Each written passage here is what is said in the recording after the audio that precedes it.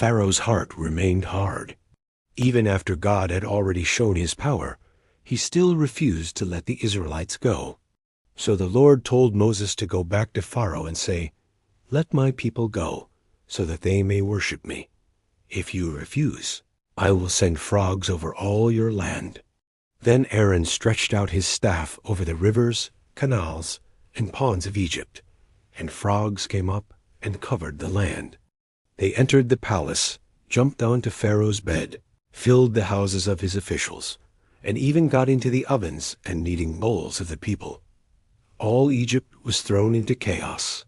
The magicians were able to imitate this by their secret arts, but they could only make the problem worse. They had no power to remove the plague. At last, Pharaoh became afraid. He called for Moses and Aaron and said, "Pray to the Lord to take the frogs away from me and my people, and I will let the people go to offer sacrifices to the Lord." Moses prayed for Pharaoh, and the Lord caused the frogs to die.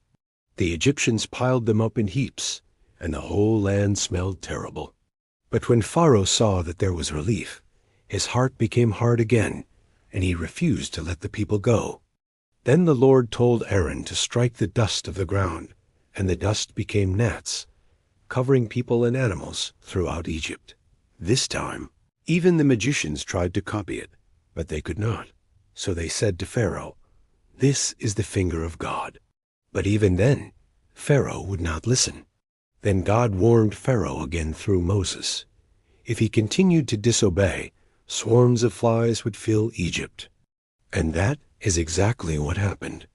Great swarms of flies poured into Pharaoh's palace, the houses of his officials, and all across the land of Egypt. But God made a distinction for his people. In Goshen, where the Israelites lived, there were no flies. God was showing Pharaoh that he is not only the God who sends judgment, but also the God who protects his people. At that point, Pharaoh began to compromise. He said the people could worship, but only within the land and not too far away. But Moses insisted that they must go into the wilderness, just as God had commanded. So Pharaoh said again, "Go, but do not go very far, and pray for me." After Moses left, he prayed to the Lord, and God answered. The flies completely disappeared, not one remained. But once again, Pharaoh changed his mind. His heart stayed hard, and he would not let Israel go. Exodus chapter 8 shows us both the power of God and the stubbornness of the human heart. God can send judgment, and God can also give protection.